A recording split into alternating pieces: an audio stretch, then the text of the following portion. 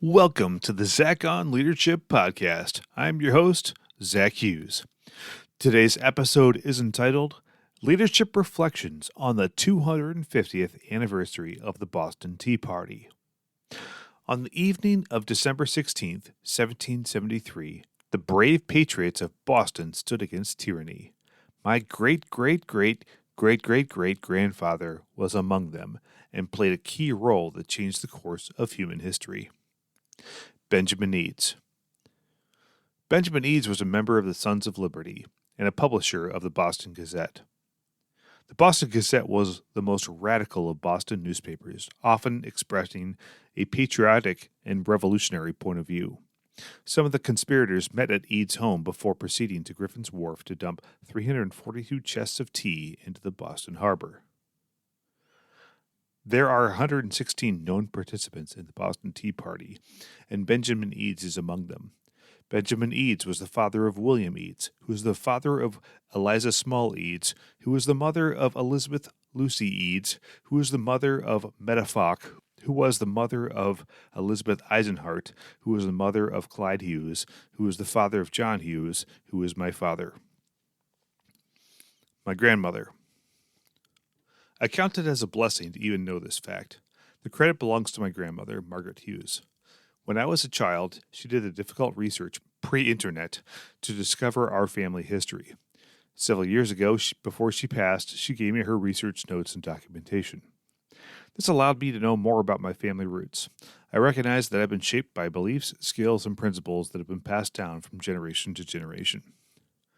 Leadership lessons. While I have a personal connection through family, all patriotic Americans identify with the Boston Tea Party.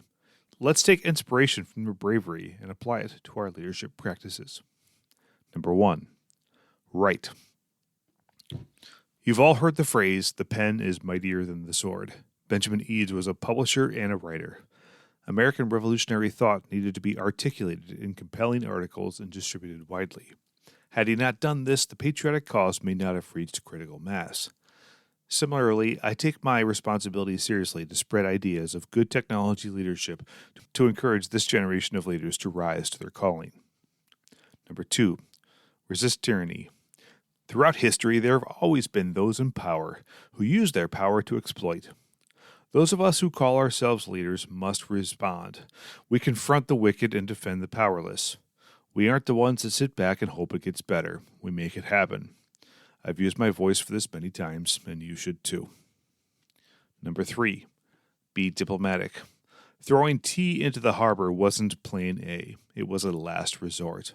The Sons of Liberty used every diplomatic and political option available to get the ships to return their unloaded tea to England. Only after all other efforts failed did they resort to this covert act of civil disobedience. But even then, it was completely bloodless. In our leadership efforts, we similarly must take measured approaches. We must be collaborators first and revolutionaries second.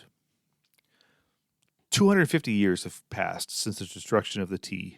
In so many ways, our world looks totally different, and it's quite difficult to put ourselves back in that mindset and time period. To commemorate the anniversary, I watched the 4-part miniseries, Liberty or Death, The Boston Tea Party.